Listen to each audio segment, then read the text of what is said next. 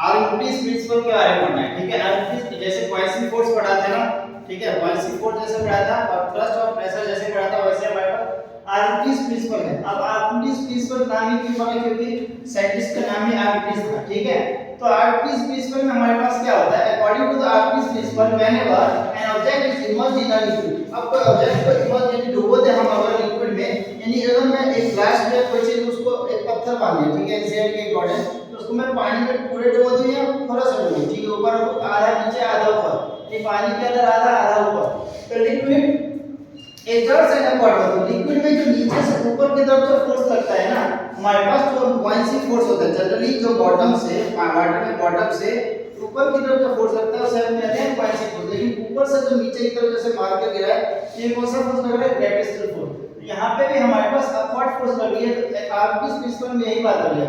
इसमें क्या आ रहा है, हमारे पास द अमाउंट ऑफ जो हमारे पास फोर्स होगी रिलेट होगी।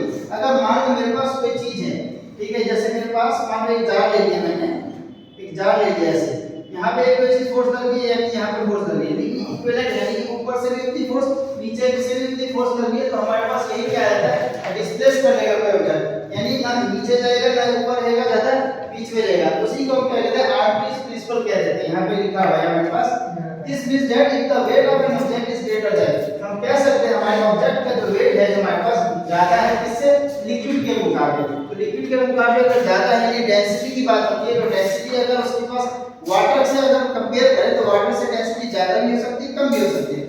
अगर वाटर से डेंसिटी अगर ज्यादा है तो क्या हो जाएगा, वो डूब जाएगा, लेकिन वाटर से डेंसिटी कम है तो वो पानी में तैरेगा। ठीक है, अकॉर्डिंग टू बुयांसी फोर्स।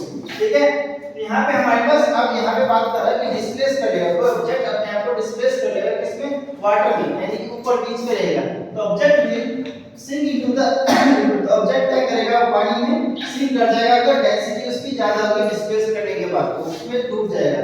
लेकिन वही अगर वेट उसकी हमारे पास कम रही, यानी डेंसिटी अगर कम रही, तो वो पानी के ऊपर क्या करेगा, वो तैरेगा, तो object will the amount of water displace, the object will float करेगा हमारे पास। ठीक है, इसके बाद हमारे पास दूसरा आ जाता है यहाँ पे द सबमरीन। अब सबमरीन जो होते हैं और हमारे पास जो शिप्स होते हैं, ये पानी में काम कैसे करते हैं। सबमरीन जैसे जानते हो इतनी भी शिप होती है, लेकिन फिर भी हमारे पास काम करता है पानी में, समुद्र में, नदी में, तो तैरता है। कैसे तैरता है, हमारे पास बुयांसी फोर्स के हिसाब से वो सरफेस एरिया होता है, डेंसिटी के हिसाब से अपने आप को बैलेंस करके वो मूव करता है। तो whenever submarine needs to travel inside water, water tank is filled which thus increase the weight, तो अपने वेट को क्या करता है, इंक्रीज कर लेता है सबमरीन। ठीक है, सिमिलरली व्हेन द, अगर देखो सबमरीन में क्या होता है, वाटर फिल करने के बाद क्या करना है, वेट ज्यादा हो जाती है तो पानी में डूब जाता है, लेकिन अगर ऊपर आना होता है तो वही वाटर को क्या करता है, बाहर निकाल देता है। तो when the submarine is appear above water the tank is empty, यानी खाली कर देता है, इसके बाद वो क्या करता है, सबमरीन हल्का होने के बाद ऊपर आ जाता है, यानी पानी में तैरने लगता है। तो ये इसमें क्या हो गया कि हमारे पास वॉल्यूम यानी वेट की भी बात हो रही है और डेंसिटी की भी बात हो रही है। इसका शिप्स की बात करें तो शिप्स कैसे करते हैं, हमारे पास शिप्स आर हैवियर। अब शिप्स क्या होते हैं, काफी ज्यादा भारी आते हैं, वजन में काफी ज्यादा रहता है वेट उसका।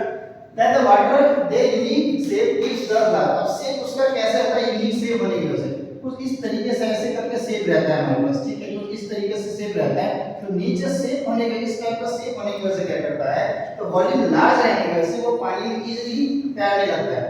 There volume is larger than the weight, तो उसका वॉल्यूम क्या होता है, वेट के हिसाब से हमारे पास ज्यादा रहने के कारण वो पानी को डिस्प्लेस करके अब वहां पे ऊपर की तरफ वो तैरता है। क्यों, अब थ्रस्ट फोर्स यानी नीचे से ऊपर की तरफ एक फोर्स लगाता है जिसे बुयांसी फोर्स कहते हैं। अब थ्रस्ट फोर्स यानी प्रेशर इंक्रीज करता है ऊपर की तरफ, इससे वो पानी में इजीली तैरने लगता है। ठीक है, अब इसके हमारे पास तीन एप्लीकेशन हो जाते हैं। अब एप्लीकेशन जैसे हमने डेंसिटी की बात की थी, तो डेंसिटी का भी अगर हम वाटर में अगर कोई चीज को कंपेयर करें, जैसे वाटर में कुछ तैरता है डूबता है, तो डेंसिटी का सबसे ज्यादा इंपॉर्टेंट रोल होता है। तो डेंसिटी का हमारे पास फॉर्मूला है मास बाय वॉल्यूम। ठीक है, वैसे डिजाइनिंग अब देखो शिप्स का ना, शिप्स की या सबमरीन की डिजाइनिंग भी ऐसे की जाती है। जैसे सबमरीन क्या कैसे होता है, हमारे सिलेंड्रिकल से ऐसे इस टाइप का रहता है कुछ। ठीक है, नीचे पंखा है, ठीक है, जैसे रोटेटर लगा होता है। ठीक है, उसी में हमारे पास क्या आता है, एयर यानी वाटर फिल करना रहता है इसमें, जिससे वाटर फिल होने के बाद उसका वजन ज्यादा हो जाता है, फिर पानी में डूब जाता है। इसके बाद हमारे पास तीसरा इलेक्ट्रोमीटर, इलेक्ट्रोमीटर, हाइड्रोमीटर। अब इलेक्ट्रोमीटर हमारे पास क्या होता है, इलेक्ट्रोमीटर जैसे हम दूध में जो इम्प्योरिटी नापते हैं लैक्टोमीटर से नापते हैं, हाइड्रोमीटर से वाटर की इम्प्योरिटी नापते हैं। ठीक है, ये चीज हमारा हो जाता है आर्गेनिज्म से। हम आगे कुछ क्वेश्चंस करेंगे।